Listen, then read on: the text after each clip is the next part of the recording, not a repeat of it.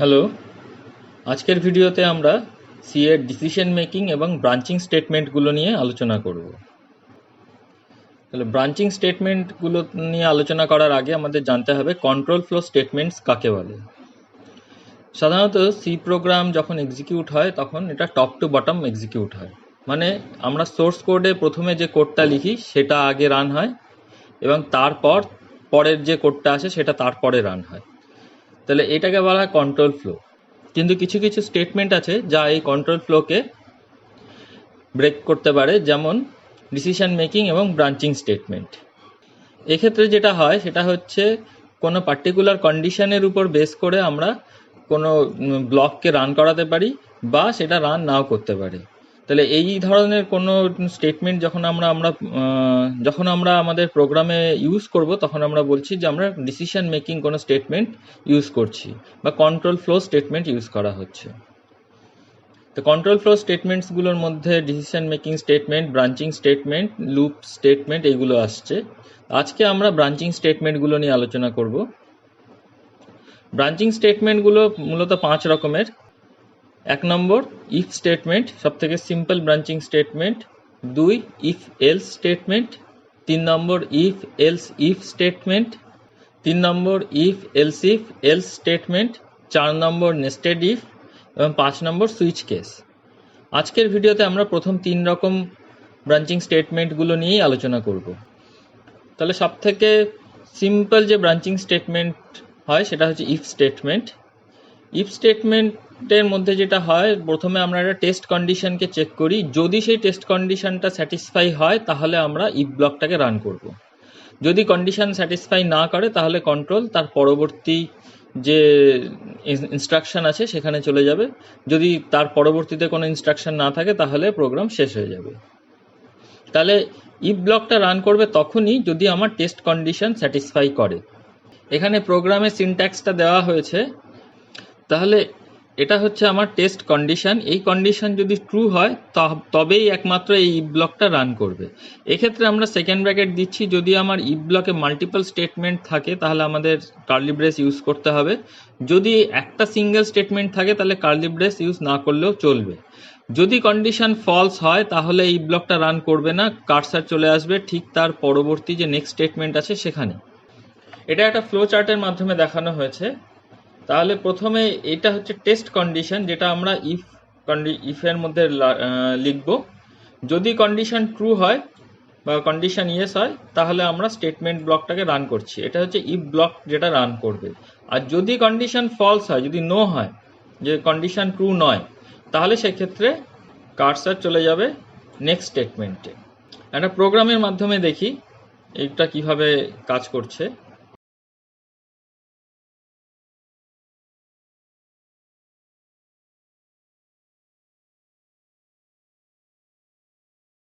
ধরো খুব সিম্পল একটা প্রোগ্রাম করছি যে কোনো একটা নাম্বার এন্ট্রি করা হবে, সেই নাম্বারটা যদি ইভেন হয় তাহলে স্ক্রিনে আসবে যে this is an even number, otherwise আর কিছু হবে না।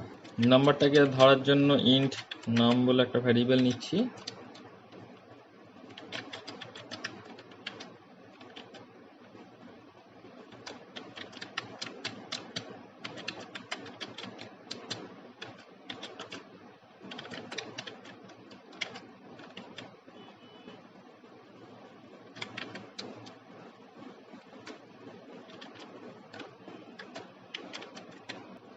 তাহলে ইভেন নাম্বার হতে গেলে 2 দিয়ে ভাগ করলে ভাগশেষ 0 হতে হয়। তার নাম্বারকে যদি আমরা মডিউল অপারেশন করি এবং তার ভাগশেষ যদি 0 হয় তাহলে আমরা ইফ ব্লকটাকে রান করব। ব্লকের মধ্যে একটাই স্টেটমেন্ট লিখছি,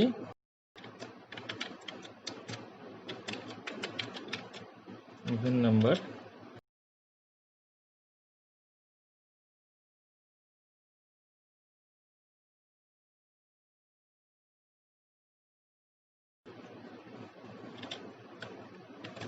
সেভ করলাম।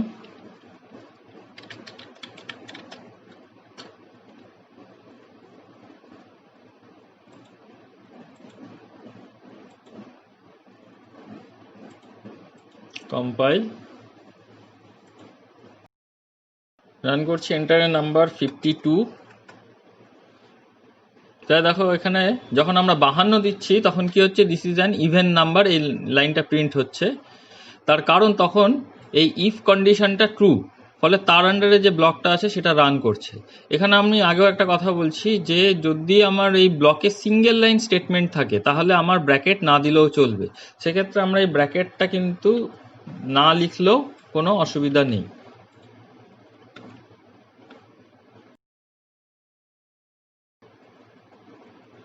কিন্তু যদি মাল্টিপাল লাইন থাকতো তাহলে কিন্তু আমাদের এই ব্র্যাকেটটা ইউজ করতেই হতো। আর একবার রান করাচ্ছি, এবার 13 দিচ্ছি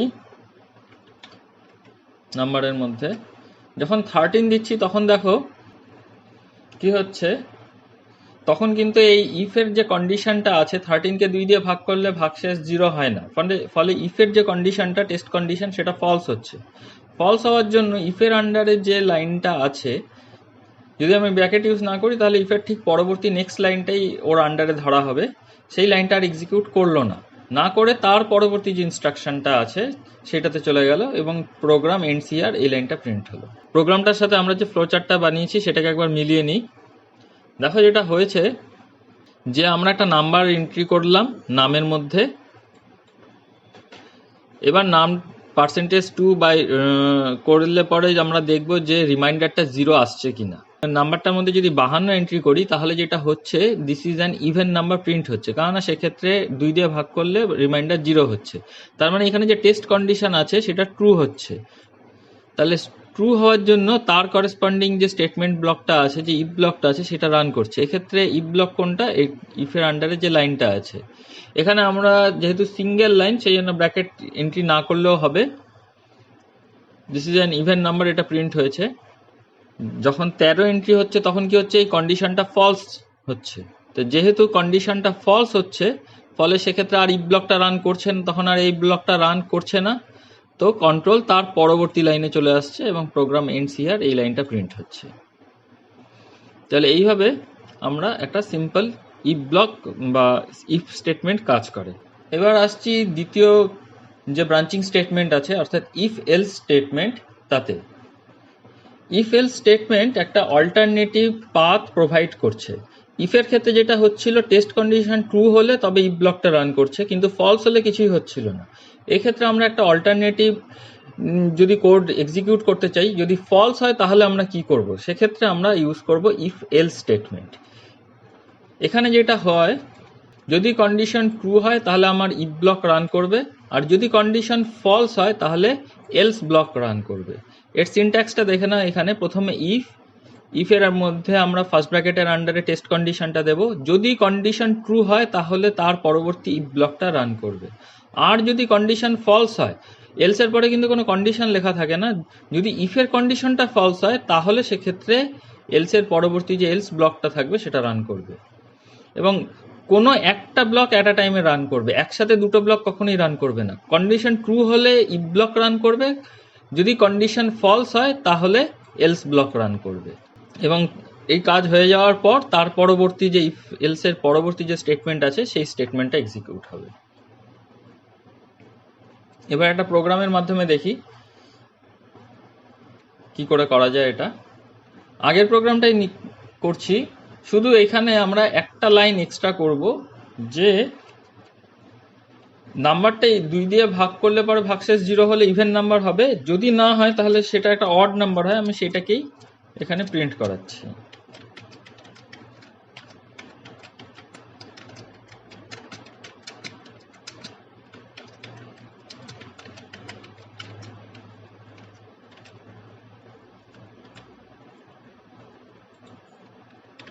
সেভ, কম্পাইল, নাও রান।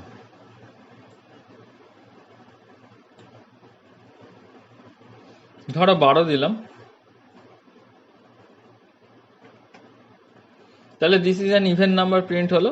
আর তারপরে তার পরবর্তী যে লাইনটা আছে ইফ এলস এর বাইরে প্রোগ্রাম এনসিআর সেটা তো প্রিন্ট হয়েছে। এবার আমি আর একটা নাম্বার দিচ্ছি, সাপোজ নাম্বার দিলাম 15।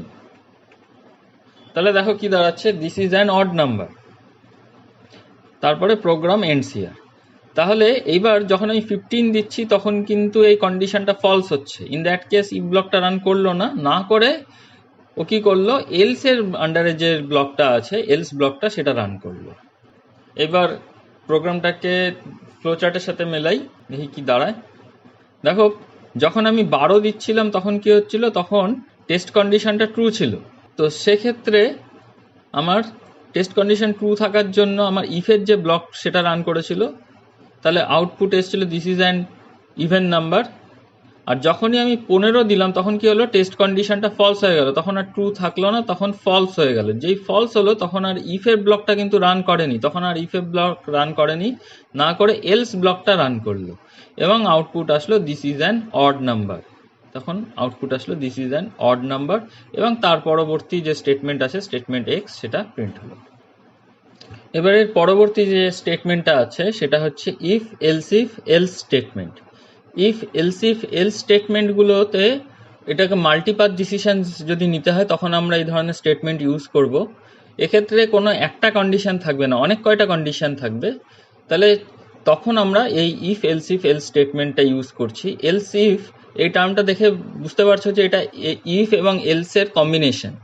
তাহলে এক্ষেত্রে যেটা হয়, প্রথমে ধরো ইফের যে কন্ডিশনটা আছে সেটা যদি ট্রু হয় তাহলে তো ইফ ব্লক রান করবে, করে প্রোগ্রাম থেকে বেরিয়ে যাবে বা এই স্টেটমেন্ট থেকে বেরিয়ে যাবে। যদি সেটা না হয় তাহলে তার পরবর্তী কন্ডিশনটাতে আসবে, এবং পরবর্তী কন্ডিশন মানে এলসিফ, পরবর্তী এলসিফ কন্ডিশনটাতে আসবে। যদি সেটা ট্রু হয় তাহলে তার করেসপন্ডিং ব্লকটা রান করবে, যদি সেটা ফলস হয় তাহলে তার পরবর্তী এলসিফ কন্ডিশনে যাবে, সেটা চেক করবে, সেটা ট্রু হলে তার ব্লকটা রান করবে, করে বেরিয়ে যাবে। যদি তাও ফলস হয় তাহলে তার পরবর্তী এলসিফে যাবে। এরকম করতে করতে সমস্ত কন্ডিশন যদি ফলস হয় তাহলেই একমাত্র এলস ব্লকটা রান করবে। এলস এর সাথে আমি বলে দিচ্ছি, এলস এর করেসপন্ডিং কিন্তু কোনো কন্ডিশন থাকে না, আগের সমস্ত কন্ডিশন যদি ফলস হয় তবেই এলস ব্লকটা রান করবে। এবার একটা প্রোগ্রামের মাধ্যমে দেখি এই ইফ এলস স্টেটমেন্টগুলো কি করে কাজ করে। এই প্রোগ্রামটাকে একটু চেঞ্জ করে নিচ্ছি, এটার মধ্যেই লিখে নিচ্ছি। ধরো প্রোগ্রামটা এরকম যে কোনো একটা স্টুডেন্টের 3টে সাবজেক্ট আছে, সেই 3টে সাবজেক্টের সে যা মার্কস পেয়েছে তার টোটাল এবং পার্সেন্টেজ বার করা হলো। যদি পার্সেন্টেজ মোর দেন 80% হয়, 80% থেকে 100%-এর মধ্যে যদি থাকে তাহলে তার গ্রেড এ, যদি 60% থেকে 80%-এর মধ্যে থাকে তাহলে গ্রেড বি প্রিন্ট হবে, যদি 40% থেকে 60%-এর মধ্যে পার্সেন্টেজ থাকে তাহলে গ্রেড সি প্রিন্ট হবে, আর যদি পার্সেন্টেজ 40-র নিচে হয় তাহলে ফেল, এইটা তাহলে সে ফেল করবে। তাহলে এই প্রোগ্রামটাকে করি এখন।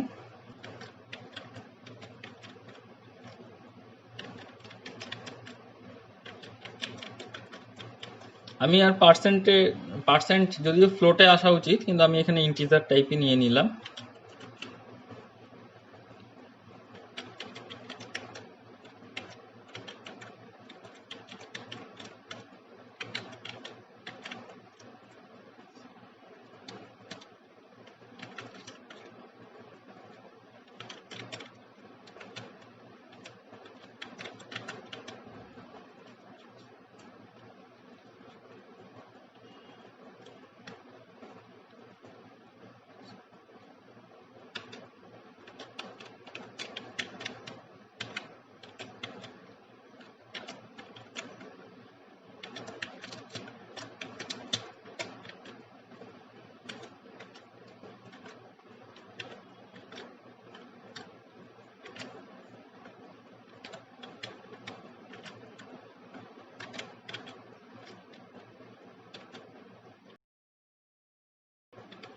তাহলে প্রথমে ইফ যদি পার্সেন্ট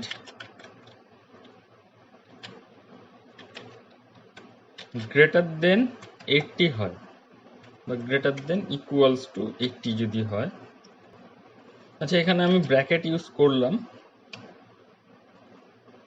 তাহলে একটা প্রিন্টের ব্র্যাকেট ইউজ না করলেও চলে, তা ব্র্যাকেটের ব্যবহারটা দেখানোর জন্য ব্যবহার করছি।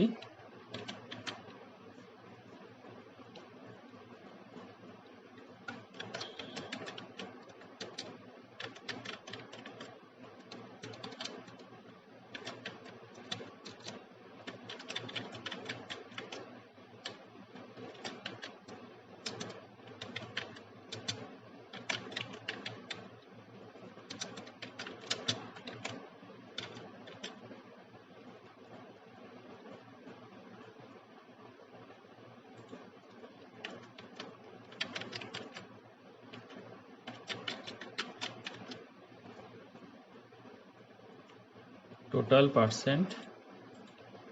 যদি এটা না হয় তাহলে আসবে এলস ইফে, এখানে আবার সেকেন্ড কন্ডিশন,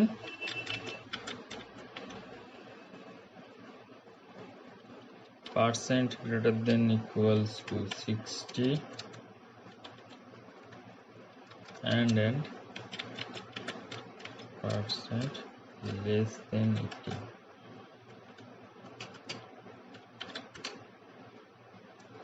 লাইনটা কপি করে নিই।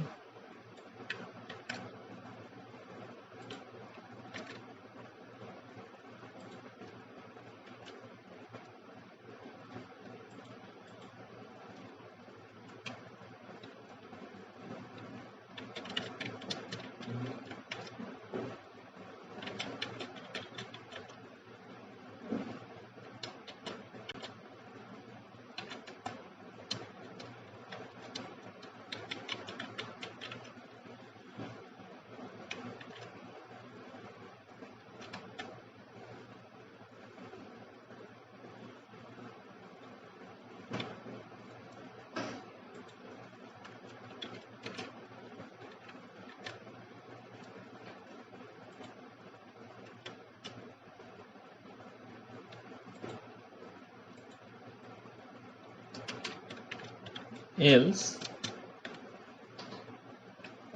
আচ্ছা else এর একটা ব্র্যাকেট ইউজ করছি,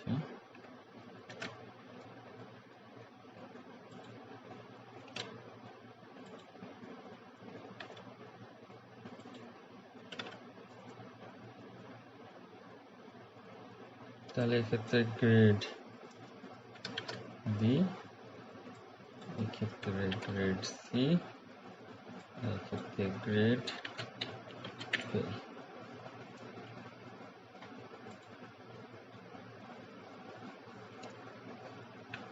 সেভ,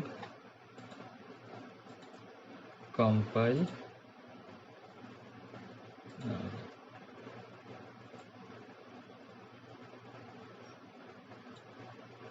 ধরো সাবজেক্টে মার্কস প্রথমে একটু বেশি বেশি দিচ্ছি, 98, 88, 92, তাহলে your total 278, percentage 92, grade is a. তাহলে সেক্ষেত্রে কি হচ্ছে, আমার ইফ ব্লকটাই রান করে যাচ্ছে, কারণ percentage greater than equals to 80, percentage দেখো মোর দেন 80 এসছে, পার্সেন্টেজ এসছে হচ্ছে 92, যেটা গ্রেটার দেন 80। তো সেক্ষেত্রে ইফের আন্ডারে যে ব্লকটা আছে সেটা রান করলো। আর একবার রান করাচ্ছি, এবার একটু মাঝামাঝি নাম্বার দিই, সাপোজ 65, 70, 59, তাহলে পার্সেন্টেজ আসলো 64, সেক্ষেত্রে গ্রেড আসলো বি। তাহলে এক্ষেত্রে কিন্তু ইফের আন্ডারে যে কন্ডিশনটা আছে সেটা স্যাটিসফাই করলো না, তো তার পরবর্তী এলস ইফ কন্ডিশনটা চেক হলো এবং দেখা যাচ্ছে যে এইখানে যে কন্ডিশনটা আছে সেটা স্যাটিসফাই করলো। এখানে পার্সেন্টেজ এসছে 64, যেটা গ্রেটার দেন ইকুয়ালস টু 60, এই কন্ডিশনও স্যাটিসফাই করেছে, এবং লেস দেন 80 এটাও স্যাটিসফাই করেছে, ফলে এলস ইফের যে কন্ডিশন আছে সেটা স্যাটিসফাই হলো। এই জন্য তার আন্ডারে যে ব্লকটা আছে সেটা এখানে প্রিন্ট হলো এবং ওর গ্রেড প্রিন্ট হলো বি। সাপোজ 20, 30, 24, এক্ষেত্রে পার্সেন্টেজ এসছে 24, ফলে ওর গ্রেড এসছে ফেল। এক্ষেত্রে কোনো ইফের বা এলস ইফের কোনো কন্ডিশন স্যাটিসফাই করেনি, ফলে যখন কোনো কন্ডিশন স্যাটিসফাই করলো না তখন ও যাবে এলস ব্লকটাতে। এক্ষেত্রে এলস ব্লকটা রান করবে, এই এলস ব্লকটা, এখানে একটা গন্ডগোল হয়েছে, এখানে বি হবে না, এটা হবে সি।